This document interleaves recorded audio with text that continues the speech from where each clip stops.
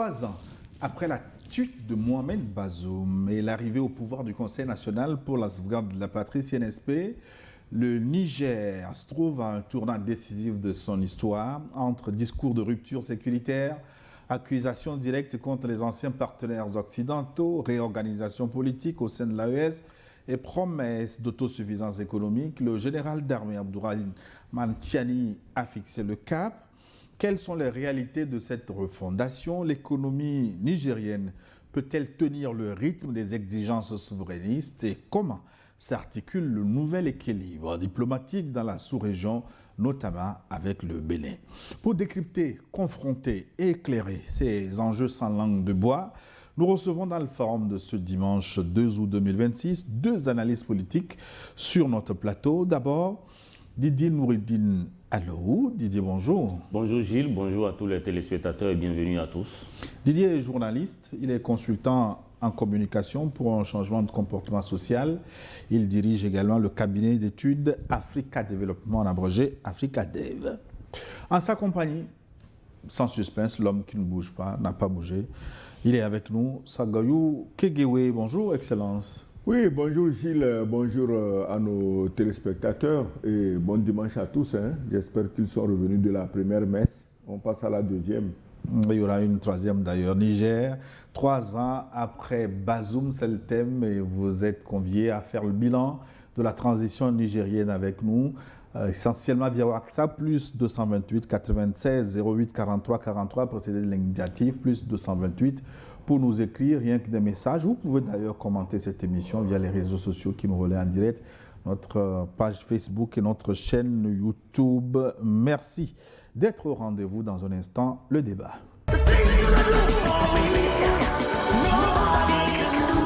Le tout attend son événement depuis longtemps. Enfin, il est là. New World TV a le plaisir de vous présenter le plus grand rassemblement gospel jamais organisé à Lomé. Direct des USA, reconnu à travers l'Afrique et le monde. Le chant Sonny Babou coulera le sol congolais.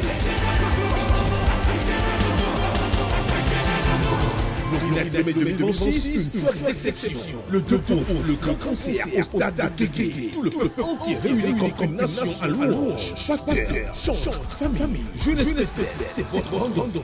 Une nation, une seule foi, une nation en action de grâce. Billets disponibles sur l'original.com, par Flous au 78 91 0100 et Timolé au 72 86 83 55. Dans tous les points de vente et dans toutes les boutiques New World TV sur tout un du territoire à 2 000, 5 000 et 10 000 francs. L'Original nommé 2026, un événement présenté par New World TV. Docteur Sonny Badou, donc à Lomé, avec une quinzaine d'artistes gospel du Togo et d'ailleurs. Ce sera un grand show au stade de Kégué à partir de 15h. Juste après l'émission, tout le monde court, stade de Kégué de Lomé, pour ce grand événement New World TV. Didier Alou. Oui, c'est un événement qui est organisé par la chaîne New World. Et c'est un événement effectivement pour permettre aux chrétiens de se réunir dans un cadre vraiment musical, c'est du gospel et nous ne pouvons qu'inviter vraiment tous les habitants de Lomé et d'environ à se rendre massivement au stade Kégué. C'est tout à l'heure. J'espère que tout le monde a déjà son ticket. Pas seulement les chrétiens, tous ceux qui croient en Dieu sont invités au stade de Kégué. Excellence Ogoyou Kégué, vous y serez, j'espère. Oui, mais naturellement, un événement comme ça, organisé surtout par la chaîne mère New World TV, bon, je ne vole pas la place de la chaîne mère nationale, mais la chaîne mère de New World TV, je ne peux pas la rater parce que nous sommes ici grâce à New World TV. Et un événement pareil, je crois qu'il est tout à fait normal que nous y allions, que nous apprécions. Je crois que, comme l'a dit Didier, mais tout le monde y est invité, même les non-chrétiens, parce que vous savez, le chant, quelle que soit votre confession, un chant, ça vous rapproche toujours de Dieu. Dans toutes les religions, dans toutes les confessions, dès qu'on chante, ça élève davantage l'âme. Et je crois que tout le monde aura son âme encore plus élevée avec ce très célèbre chanteur Sonny Badou qui est arrivé chez nous au Togo ici. Ça n'arrive pas tous les jours.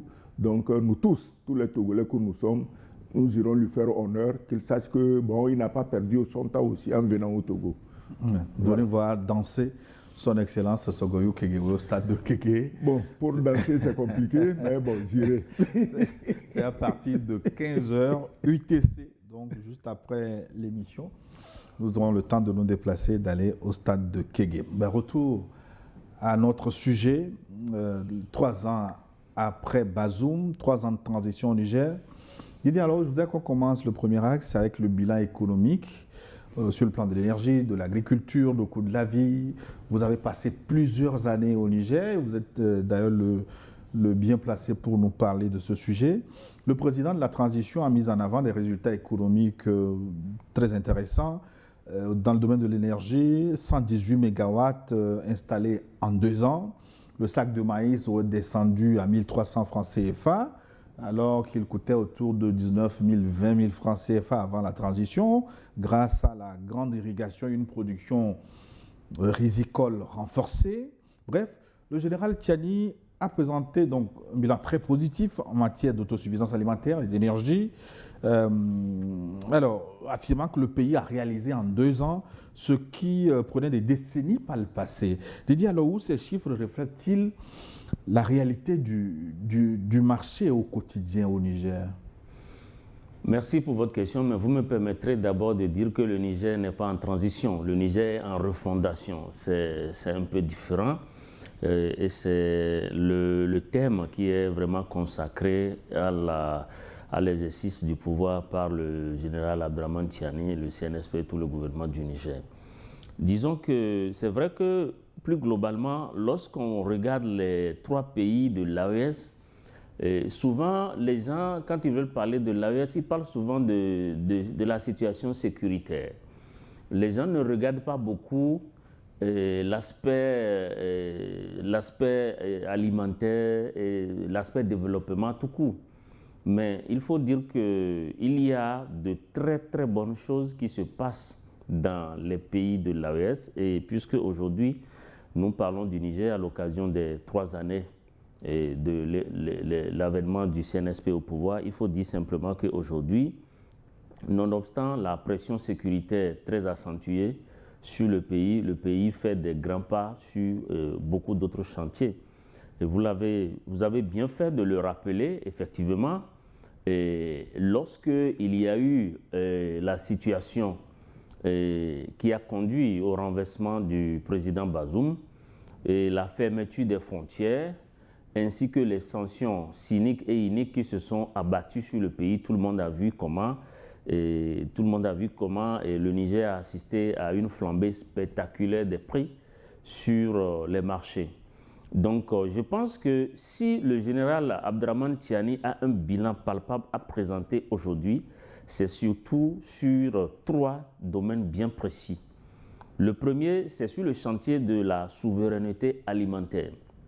Avant, quand vous parlez du Niger, les différents gouvernements ne parlaient pas de souveraineté alimentaire en tant que telle. On parlait d'autosuffisance alimentaire.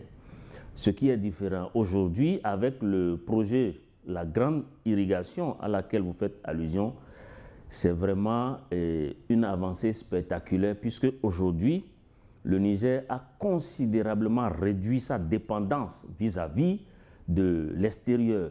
Le projet de la grande irrigation, c'est un projet en réalité qui permet de produire ce que les Nigériens mangent et qui permet de produire surtout en toute saison. Parce que c'est ça l'avantage de la grande irrigation.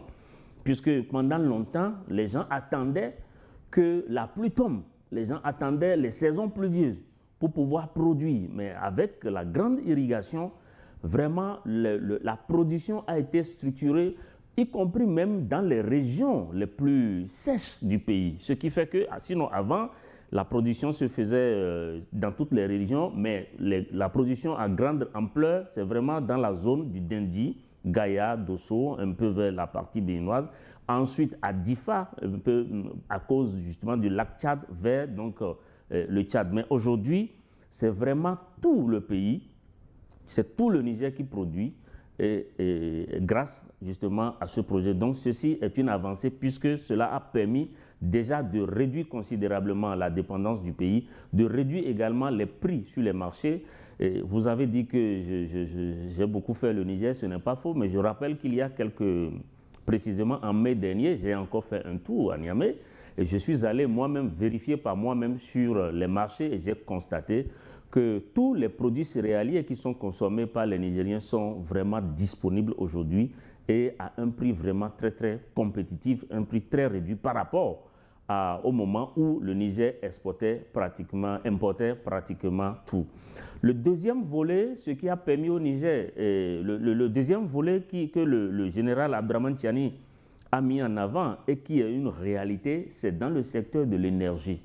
Vous savez que lorsqu'il y a eu le renversement du président Bazoum, la réaction de la CEDEAO, la réaction du Nigeria a été de couper complètement l'électricité. C'était vraiment très très difficile. Il fallait être à Niamey pour vivre ce grand cauchemar où vous pouvez passer plus d'une demi-journée sans électricité. Donc c'était vraiment du jamais vu dans le pays. Mais comme on dit, à quelque chose, malheur est bon, parce que c'est une situation qui a permis au Niger de prendre conscience et de multiplier donc, les actions et les projets pour pouvoir vraiment réduire complètement sa dépendance. Je ne sais pas à quel pourcentage le Niger dépend encore aujourd'hui du Nigeria, parlant d'énergie, mais je sais que c'est très très réduit et j'ai suivi récemment une sortie du ministre des Affaires étrangères qui a vraiment précisé, il a dit que vraiment aujourd'hui le Niger ne prend plus du tout de l'électricité auprès donc du Nigeria et je crois que ceci c'est un exemple extraordinaire. Comme pour dire qu'en réalité, nos faiblesses, nous pouvons les transformer plutôt en occasion formidable pour innover et pour atteindre des objectifs que beaucoup pensent inatteignables. On se rappelle de la fameuse déclaration de l'ancien premier ministre du Niger, Oumoudou, au moment où justement le gouvernement du président Bazoum a été renversé. Tout le monde a vu ce qu'il a dit, que le Niger ne peut vraiment pas survivre au-delà de 2 mois. Donc nous en sommes à 3 ans après aujourd'hui. Et je pense que pour un premier ministre qui dit des choses comme ça, quelque part, c'est bien fait que le général ait renversé vraiment leur gouvernement. Et je crois que le troisième pilier du bilan du président Bazoum, c'est vraiment la refondation du code minier. C'est la refondation du code minier puisque aujourd'hui, le Niger est devenu beaucoup plus autonome, a plus de capacité sur ces mines, que ce soit l'uranium, que ce soit l'or, que ce soit le pétrole.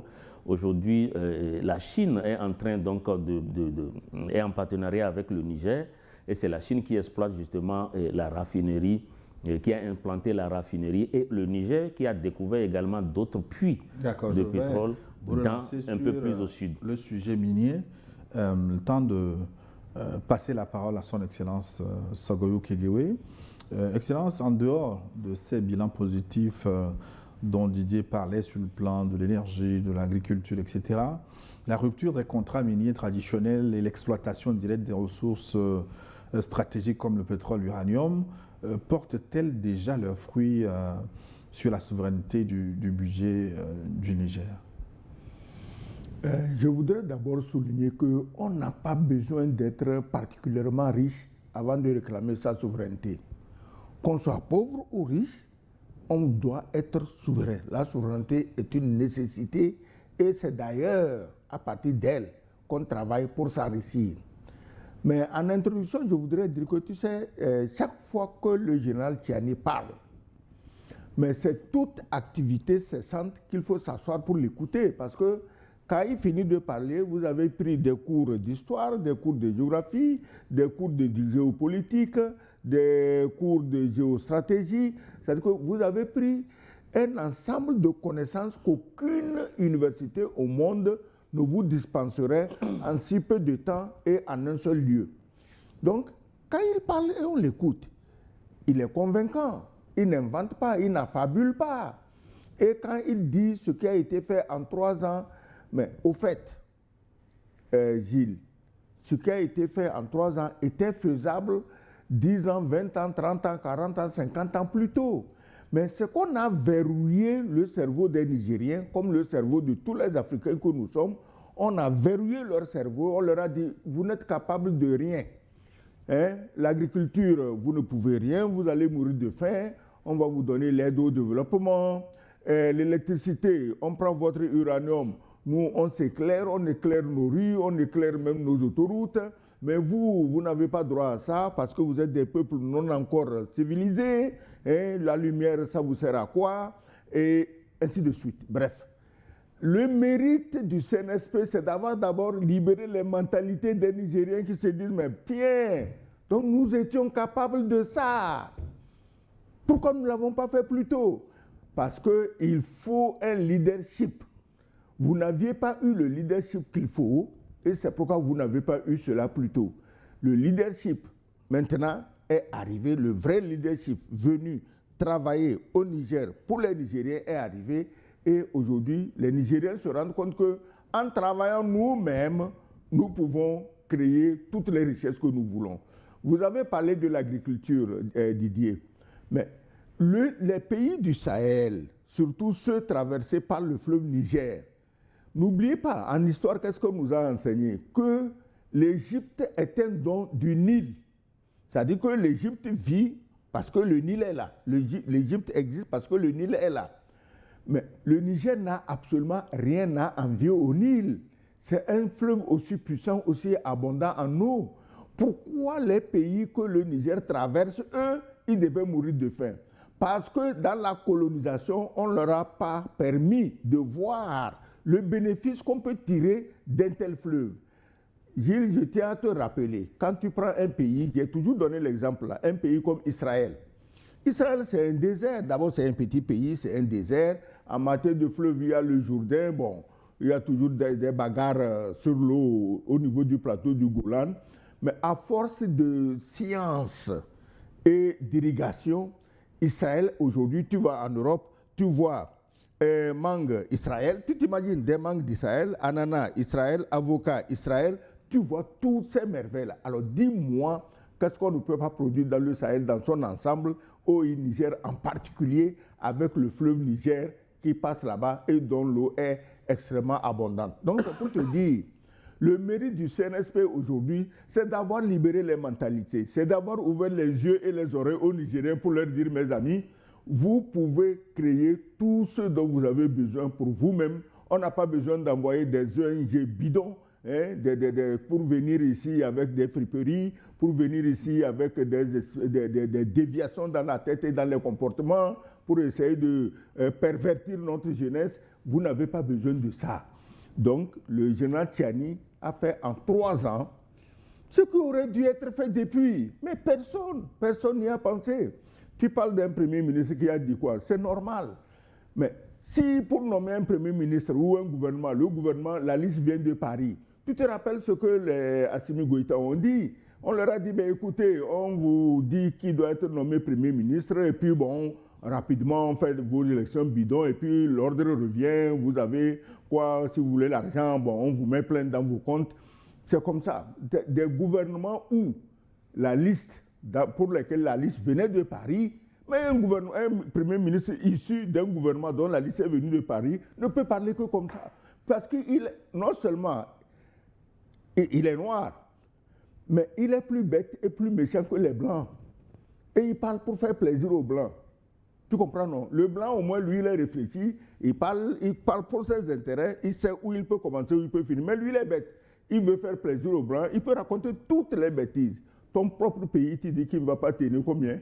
2 mois. 2 mois. Bon, tu as conclu, tu as bien conclu. Et pourtant, c'était le Premier ministre. Et c'était le Premier ministre. Alors, tu comprends, hein? Tu comprends comment? Je parlais des mentalités. Est-ce que tu imagines un peu la mentalité que ce Premier ministre se met autour de lui? Mais vous avez tenu, le Niger a tenu 3 ans, et ça ne fait que commencer. On vient d'ouvrir les vannes des miracles économiques qui vont arriver dans ce pays. Alors, sur le plan économique, justement, Didier était en train de parler du code minier qui a changé. Finalement, on se rend compte que ce n'est pas une histoire seulement de sentiment anti-français, France dégage, mais derrière tout ça, il me semble qu'il y a une vision de réappropriation de ces ressources pour que cela profite aux citoyens lambda du Niger. Oui, lorsqu'on parle de souveraineté, souvent dans les pays de l'AES, ceux qui pensent qu'il s'agit de la propagande tout simplement, c'est qu'ils n'ont pas compris le contenu de cette souveraineté. La souveraineté dans les pays de l'AES et au Niger, ce n'est pas simplement la souveraineté politique, non. cette souveraineté a un contenu économique, a un contenu minier, a un contenu sur tous les plans, dans tous les domaines, dans tous les secteurs et les couloirs qui vont vers le développement. Vous avez posé une question tout à l'heure, vous avez demandé si cette reprise en main des ressources minières du pays a déjà commencé par porter des fruits. Eh bien, la réponse est clairement oui, puisque vous le savez qu'aujourd'hui, le Niger est comme les autres pays de l'AES, pour vendre leurs ressources minières, ne sont plus obligés de passer par la Banque de France, ne font plus de consignation ni de dépôt au niveau de la France. Si vous prenez le cas du pétrole, en 2025, la Chine a fait une avance de 4 000 milliards de francs CFA au Niger et cet argent a déjà été remboursé en un petit laps de temps par le Niger. Donc c'est pour vous dire qu'au fond, le Niger, en clamant et en exerçant sa souveraineté sur ses minerais, sur ses mines et ses ressources naturelles, ne fait que s'organiser pour non seulement augmenter les chaînes de valeur, mais diversifier les partenaires et vendre, commercer, échanger, coopérer avec des partenaires qui respectent le nouveau code minier et qui sont prêts à reconnaître que le Niger a également droit de profiter et de bénéficier de ces ressources. Donc ça, c'était vraiment pour répondre à votre question. Mais si vous allez au Niger aujourd'hui, il y a quelque chose qui est extrêmement formidable, c'est la création des champions nationaux. Vous avez aujourd'hui au Niger des champions nationaux qui maîtrisent toutes les chaînes de valeur et les couloirs de l'économie nationale. Le Niger n'est pas un pays où vous avez des étrangers qui viennent régner sur le tissu économique. Vous ne verrez plus ça. Donc, quand vous prenez aujourd'hui au Niger, quand vous prenez les grandes surfaces, ça appartient aux Nigériens. Vous prenez le secteur des transports, ça appartient aux Nigériens. Vous prenez tous les domaines, l'agroalimentaire, vous prenez la transformation même du lait, parce que vous savez qu'aujourd'hui, le Niger est un pays également pastoral. Le Niger a beaucoup de vaches. Et aujourd'hui, quand vous allez au Niger, aujourd'hui, le lait que vous consommez dans les supermarchés, dans les boutiques, etc., c'est vraiment du lait de vaches nigériennes qui ont été transformées par des Nigériens et qui sont vendus, distribués. Même la chaîne de distribution aujourd'hui, c'est les Nigériens qui tiennent ça. Donc vraiment, je crois que c'est des efforts qu'il faudrait saluer. Vous prenez aujourd'hui le transfert de fonds, le transfert d'argent. Il y en a beaucoup de services aujourd'hui au Niger qui font le transfert d'argent, qui font beaucoup d'autres services de ce type, mais qui sont tenus par les Nigériens. Vous prenez tout ce que vous dites. Vous prenez la téléphonie mobile aujourd'hui. Qui était présenté comme l'un des plus pauvres au monde. C'était l'avant-dernier. Non, on l'a, Gilles, on l'a appauvri. Je vous ai dit et redit ça ici que si vous êtes une colonie française et que la nature vous a abondamment doté, vous êtes condamné à devenir le plus pauvre. Est-ce que tu comprends? Et j'ai toujours donné les exemples avec les colonies anglaises. Tous les Émirats du Golfe, là, tu sais que c'était des colonies anglaises. Tu prends Brunei, hein, le petit État perdu quelque part sur l'île de Bornéo. C'est des colonies, mais elles sont richissimes. Les Anglais leur ont laissé leur richesse, ils sont partis. Et ils ont tout ce qu'ils veulent. Mais si c'était les Français, ces pays seraient encore dans la mendicité en train d'attendre l'aide au développement, c'est-à-dire l'aide à l'abrutissement mental. C'est ça le problème. Le Niger, comment un pays qui a tout ce que nous avons dit, qui a d'abord le fleuve Niger seul, peut passer pour le pays le plus pauvre? Vous vous éclairez grâce au Niger, eux ils sont dans l'obscurité et vous dites qu'ils sont pauvres. Et maintenant, quand ils disent, nous aussi on veut éclairer, on dit sentiment anti-français. Il n'y a pas un seul Français logique qui croit qu'un Africain est anti-français juste parce qu'il réclame un droit élémentaire comme de l'eau, comme de l'électricité, comme la santé. Aucun Français honnête ne le pense. Les histoires d'anti-français, c'est la mauvaise communication de Macron et ses faux diplomates, puisqu'il a dissous le corps des vrais diplomates pour mettre des choses de la soldatesque comme diplomates, les faux diplomates et ses communicants. Quand tu prends les gens comme Serge Daniel, comme tu l'appelles comment, l'autre là, l'alter ego de Serge Daniel. Nasr. Quand tu prends des gens comme ça, comme communicants, C'est eux, anti-français, parce qu'on veut l'électricité, on est anti-français.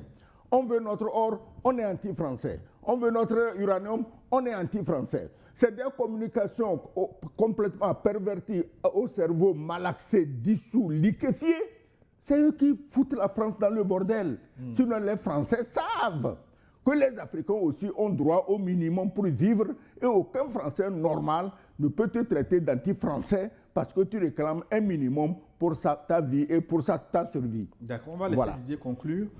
Il était en train de dire que les chaînes de valeur différentes. Oui, absolument. Sont tenues. Mais cela me rappelle l'initiative 3N sous le président Issoufou Mahamadou. L'initiative 3N, c'était une initiative qui est dénommée 3N, ça signifie simplement les Nigériens nourrissent les Nigériens. C'est vraiment un programme qui avait été élaboré pour permettre au Niger d'atteindre l'autosuffisance alimentaire. C'était vraiment, à la base, une idée vraiment fantastique et formidable. Mais ce qui s'est passé par la suite, c'est qu'on a remarqué qu'il y avait plus... L'initiative s'était juste transformée vers la fin en une initiative pour capter, n'est-ce pas, les ressources auprès des institutions internationales. Mais sur le terrain, ça ne s'est pas traduit en effet concret. Ce qui marque la différence de la grande irrigation avec toutes les autres initiatives qui ont été essayées au Niger, c'est vraiment l'impact que ça a généré, c'est vraiment le fait que ça a permis aujourd'hui de réduire de manière drastique les coûts sur le marché. Ça, c'est quand même un fait. Donc, pour revenir à ce que je disais, vous allez au Niger aujourd'hui, vous allez remarquer que tout ce qui, en tout cas les produits de première nécessité, les produits de base, sont également transformés aujourd'hui. Vous avez des usines de transformation. Il y a beaucoup de choses. Je n'ai pas encore fait un travail pour voir quelle est la position aujourd'hui du Niger en matière de transformation, en matière d'augmentation des chaînes de valeur. Donc, c'est vraiment des points positifs que nous pouvons mettre à l'actif du bilan du général. Alors, comment les entreprises, le secteur privé nigérien s'adaptent à cette nouvelle orientation économique marquée par la souveraineté, la rupture avec les partenaires traditionnels d'avant? Répondez-nous, vous avez la possibilité de contribuer à la richesse de cette émission. Je vous rappelle le contact plus 228 96 08 43 43 pour nous écrire. Je vais relayer vos contributions dans la seconde partie. Excellent, je voudrais qu'on aborde maintenant l'axe 2 de cette émission, le calendrier institutionnel et l'avenir de la transition. Didier rétorquera, parlera de refondation. Au terme des 3 ans, la question du renouvellement institutionnel, la durée de la refondation reste au cœur des débats. Alors, dans son discours, le général Tiani s'inscrit dans un processus de refondation profonde plutôt que dans une logique d'agenda électoral rapide. Alors, quels sont les risques et les opportunités institutionnelles de cette stratégie, Sogoyou Kegewe? L'agenda électoral est l'arme fatale que le colon tient contre ces pays souverainistes. Agenda électoral. Parce que c'est la seule occasion pour infiltrer dans les rangs des souverainistes, des traîtres du genre de ton Premier ministre, on ne tient pas 3 mois. C'est-à-dire qu'on va mettre des gens qui vont dire aux Nigériens, mais tout ce que les autres ont fait, c'est rien. Bon, écoutez, la France va venir nous aider, vous n'avez pas vraiment besoin de vous tracasser, la France est toujours là. Or, la France même est tellement endettée que chaque matin, les Français se réveillent, ils se demandent, nous sommes où? Alors, comment ils peuvent nous aider? Donc, l'agenda, si tu penses aux élections, oublie ça. Maintenant, les Nigériens, eux-mêmes, ceux qui sont au pouvoir, ceux qui sont à l'Assemblée nationale, ceux qui sont dans le pouvoir décentralisé ou déconcentré, les mairies, les choses, mais c'est à eux de s'organiser pour voir comment être en adéquation avec les désirs, la volonté du peuple et faire avancer le pays. Si ce pays peut vivre 100 ans sans élection, tant que ça marche, l'économie marche, l'agriculture marche, l'éducation marche, la santé marche, mais allez au diable avec vos élections téléguidées. Qu'on en finisse avec ce mythe. Mais il y a des gens qui sont élus, soi-disant élus chez eux. Aujourd'hui, on demande leur cote de popularité 14%, 5%. Tu crois qu'au Niger, si on fait un sondage, le général Tiani a 5% ou 14%? Non. Je ne l'ai pas fait, mais il a au moins 75% de cote de popularité. Tu ne vois pas que non élu, 75% de cote de popularité plutôt qu'une mystification électorale avec 14% de cote de popularité. Donc, qu'on laisse les gens vraiment, qu'on leur laisse l'esprit tranquille. Eux-mêmes, ils connaissent. Pendant combien de temps? Pardon? Pendant combien de temps? Mais est-ce que tu es maître du temps? C'est toi le maître des horloges? Mais c'est à eux de définir le temps qu'il leur faut, parce qu'ils se fixent des objectifs. Si le général Tiani parle au bout de 3 ans, mais il a des objectifs. Il n'a pas dit, bon, 3 ans, on a réussi, c'est bon, on va maintenant faire la danse comme les Africains aiment le faire. Il n'a pas dit ça. Ils ont des objectifs. Donc, laissez-les atteindre les objectifs. Mais l'essentiel, comme je dis, c'est de se mettre à l'écoute du peuple, de savoir ce que... Je dis le peuple. Je ne dis pas les vendus qui sont dans les palais actuellement à Paris en train de comploter contre le peuple. Non, je ne parle pas d'eux. Je parle du peuple, ceux qui vivent au Niger, ceux qui ont le soleil du Niger sur la tête. Et le soleil au Niger, ce n'est pas une vue de l'esprit. Ceux qui ont toute la chaleur, le froid, l'harmattan, les vents secs, tous ceux qui vivent ça, c'est avec eux que le général Tiani et le CNSP doivent travailler pour voir, mes frères, dans quelle direction nous allons et quelles sont les étapes que nous nous fixons. Le pouvoir, nul n'est éternel. Un jour viendra, bon, on changera, mais que ça prenne 10 ans, 20 ans ou 30 ans, où est le problème? Les gens sont là, même chez eux, il est interdit de dépasser 2 mandats, ils sont en train de magouiller, de grenouiller pour forcer un 3e mandat. On les voit. Les autres ont fait pire, on les voit. Et qu'est-ce que vous demandez à ces régimes qui sont en train de travailler dans un esprit de révolution populaire et patriotique? Didier, comment la classe politique traditionnelle au Niger et la société civile se positionnent-elles face à cette trajectoire tracée par le CNSP? La réponse à votre question se trouve dans la charte de la refondation.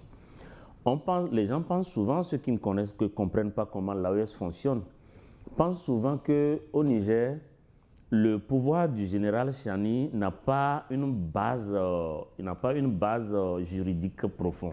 Mais il se trompe. Vous devez vous rappeler que lorsque le général Tiani a pris le pouvoir, il a organisé ce qu'on pourrait appeler les consultations générales, c'est-à-dire les états généraux du pays, et ceci avait donc avait fait venir toutes les couches sociopolitiques, toutes les couches du pays. Et c'est justement ce rassemblement qui a réfléchi et qui a procédé à l'adoption d'une charte de la refondation. J'étais à Niamey voilà. à l'adoption de cette charte. Et justement, cette charte prévoit, ça dit que c'est ceux qui ont représenté le peuple à cette occasion, qui ont décidé dans la charte qui a été adoptée que le général Tiani a un mandat de 5 ans modulaire, 5 ans renouvelable. Donc, à partir de ce moment, cette question est définitivement réglée. Il n'y a pas à mettre une pression sur le CNSP pour lui demander de faire une quelconque élection dans ces conditions. Aujourd'hui, surtout que nous savons que la menace est toujours persistante. C'est-à-dire que ceux qui en veulent au pouvoir du CNSP sont toujours, les impérialistes sont toujours aux aguets et cherchent la moindre occasion pour revenir s'installer et reprendre donc le contrôle du pays. Donc, les Nigériens ont réglé cette question. Il y a une charte de la refondation. La charte, le général Tiani ne pilote pas à vue, il ne navigue pas dans n'importe comment. Il y a une charte qui lui a même donné une feuille de route. Et c'est cette feuille de route-là qui est suivie par le gouvernement du Niger, qui est suivie par le CNSP. Donc, je crois que tout ceci participe d'une organisation propre aux Africains, propre aux Nigériens, propre aux gens de l'AES. Donc, je crois que c'est pour la première fois qu'on voit comme ça un peuple se rassembler, définir une feuille de route, définir un programme, donner un mandat sans perdre le temps d'aller passer par les élections. Et je crois que c'est un modèle qui mérite d'être regardé, d'être étudié pour voir les points positifs et les points qu'il faut améliorer. Donc, je crois que cette question est définitivement réglée. Pour ce qui concerne la classe politique et la société civile, si vous observez bien le paysage médiatique du Niger, vous allez constater que la société civile nigérienne a pris conscience et soutient pleinement les actions du président Tiani. Ça ne veut pas dire qu'il n'y a pas de critique. Non, la société civile nigérienne critique, mais ce sont des critiques qui sont vraiment des critiques contributives, des critiques qui apportent justement des idées nouvelles pour permettre d'améliorer le type de gouvernance. Pour ce qui concerne les hommes politiques, je crois qu'aujourd'hui, vous savez que tous les partis politiques ont été dissous et les acteurs sont invités à participer pleinement, à soutenir donc la refondation tout simplement. Oui, Excellence, rapidement. Gilles, il faut toujours imiter ce qui marche chez les autres. C'est parce que nous, les Africains, nous n'imitons que ce qui ne marche pas chez les autres.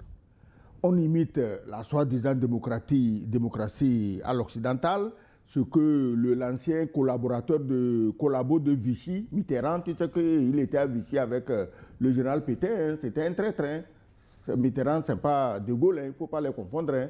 Donc, ce collabo de Vichy, là, qui a inventé à la boule sa soi-disant démocratie pour les Africains, ça a donné quoi? En France, même la démocratie aujourd'hui, regardez bien, ça donne quoi? 49-3 ou ça donne quoi? Absolument. Donc, il y a un moment où moi, je veux. User du 49-3, oui, non. Puisque c'est ça qui marche tous les jours là-bas. Moi, je veux qu'on suive les pays où ça marche. La Chine a combien de partis politiques? Elle fait trembler les États-Unis. Le Vietnam, combien de partis politiques? L'économie marche. Ils sont les premiers producteurs aujourd'hui de cajou, de café, de ceci. Ça marche. La Corée du Nord, combien de partis politiques? Un petit pays, il est assis sur son arsenal nucléaire et les Américains tremblent. L'Iran, hier, devant nous, combien de partis politiques? En 47 ans d'embargo total contre ce pays, il fait trembler tout le monde aujourd'hui. Pourquoi un pays africain ne ferait pas trembler les autres un jour? Et on vous distrait avec des histoires de démocratie, de droits de l'homme et d'élections.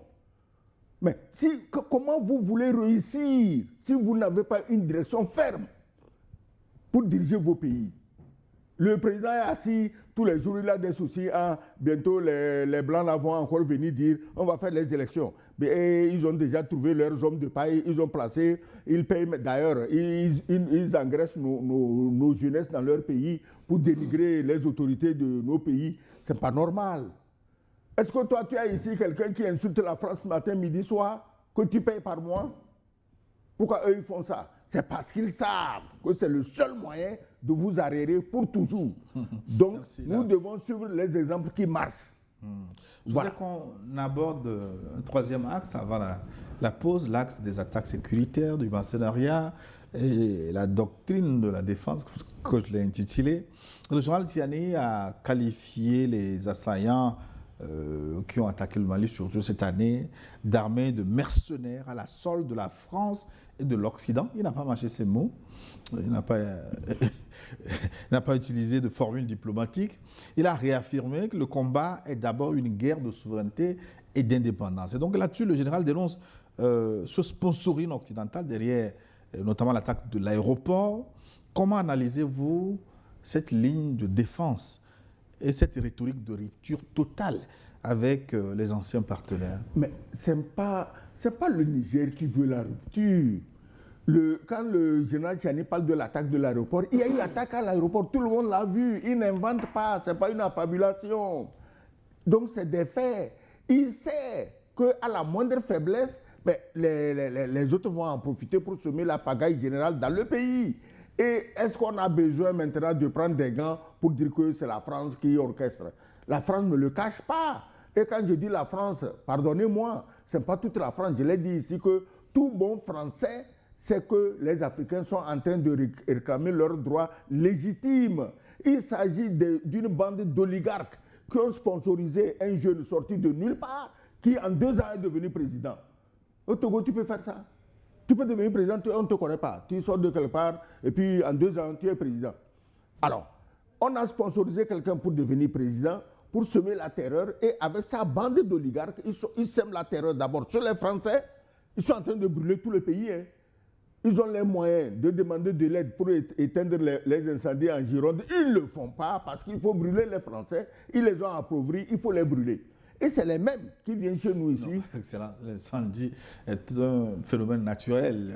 Phénomène naturel, mais si c'était dans un pays... Naturelle, vous n'allez pas dire oui, qu'on a si c'était dans un pays africain, brûler. si c'était dans un pays africain, leur Wassim Nasser, Serge Daniel serait en train d'expliquer que c'est l'absence de démocratie qui a amené les incendies. Tu sais ça.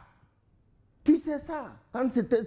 Et surtout si c'était dans un pays de l'AES. Tu imagines, on aurait dit même que c'est les Russes et Africa Corps qui sont en train de mettre le feu. Donc vous n'allez pas être l'inverse de Nasr, de Nassim Wassim. Oui, s'il faut être son... la meilleure arme contre un ennemi, c'est un autre ennemi. Donc, donc il faut être son inverse. Parce que ces gens-là, on ne peut pas laisser 2 ou 3 bougres terroriser des pays entiers quand même. Quand même. Donc, le général Tchiani, tu sais, c'est ça que j'adore chez lui, il est limpide. Il a cité la France, il a cité les pays voisins africains qui sont mêlés à la trahison.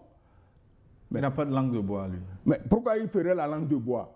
Il est responsable d'un pays. Et quel pays? 1 260 000 km². Quand je vois les pays microscopiques qui gesticulent, qui se prennent pour des puissances de machin, quand quelqu'un a la responsabilité de 1 260 000 km², on doit le respecter quand même. Alors, pourquoi il prendra des gants pour parler? Les pays voisins qui mêlent leur sale gueule dans la trahison pour tuer leurs frères noirs, leurs territoires ne font même pas un département du Niger. Pourquoi ils devaient se taire? Il faut mettre chacun devant sa responsabilité. Didier Alaou. Oui, et quand on dit que le terrorisme a des sponsors et que le terrorisme est sponsorisé par la France et les pays occidentaux, comme l'a précisé le général, les gens pensent souvent que c'est des histoires que les gens racontent, mais ce n'est pas vrai. C'est établi et c'est documenté que les Occidentaux et la France cherchent à déstabiliser les régimes de l'AES pour reprendre le contrôle de leurs ressources naturelles. Ça, ce n'est pas faux. Il y a un agent de la DGSE, au moment où l'ambassadeur Sylvain Ité a été chassé du Niger, qui est monté sur un plateau bien connu d'un média français pour dire clairement à la face du monde, eh bien maintenant que notre ambassadeur n'est plus au Niger, il a quitté, c'est le moment pour nous de monter des opérations de sabotage et de déstabilisation.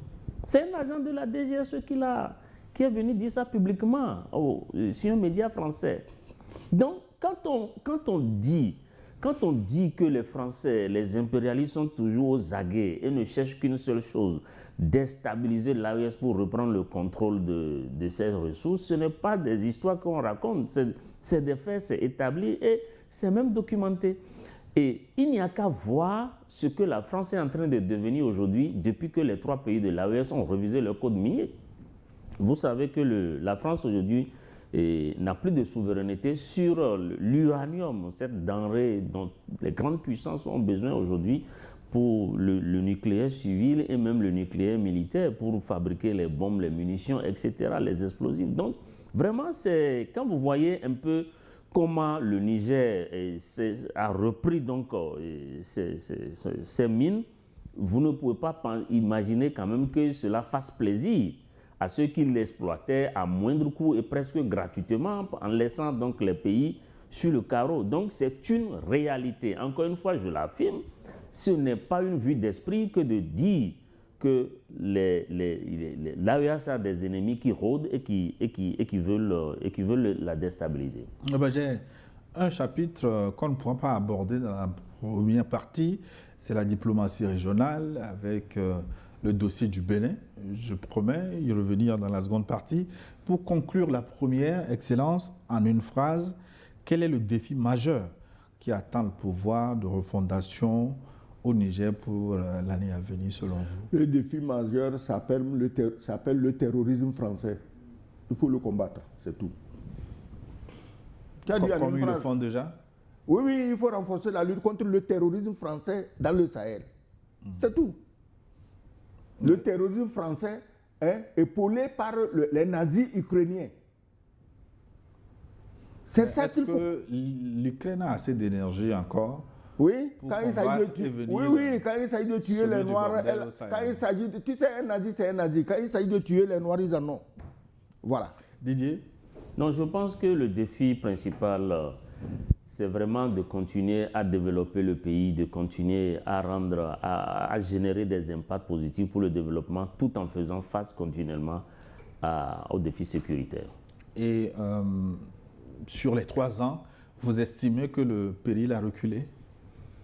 Le péril est en train de reculer si ce n'est vraiment la pression sécuritaire qui ne cesse. Chaque jour, il y a toujours des tentatives, il y a des attentats. Comme la dernière attaque de Ngigmi. De Ngigimi, par exemple.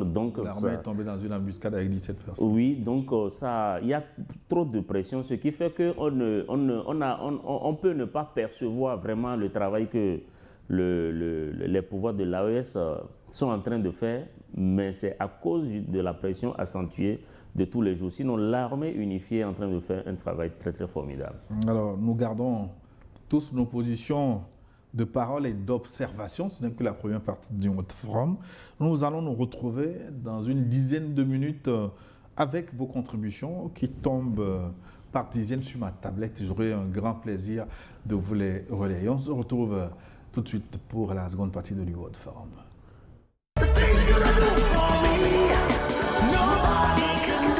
Le tout attend son événement depuis longtemps. Enfin, il est là. New World TV a le plaisir de vous présenter le plus grand rassemblement gospel jamais organisé à Lomé. Direct des USA, reconnu à travers toute l'Afrique et le monde. Le chant Sonny Balou coulera le sol congolais. L'Orilac Lomé 2026, une soirée d'exception. Le 2 août, le grand concert au stade de Kéké. Tout le peuple entier réuni comme une nation à louange. Pasteur, chanteur, famille, jeunesse chrétienne, c'est votre rendez-vous. Une nation, une seule voix. Une nation en action de grâce. Billets disponibles sur florinaclomé.com, par Flous au 118 91 0100 et Timoné au 112 86 83 55. Dans tous les points de vente et dans toutes les boutiques New World TV sur toute l'étendue du territoire à 2 000, 5 000 et 10 000 francs. Glory Night Lomé 2026, un événement présenté par New World TV.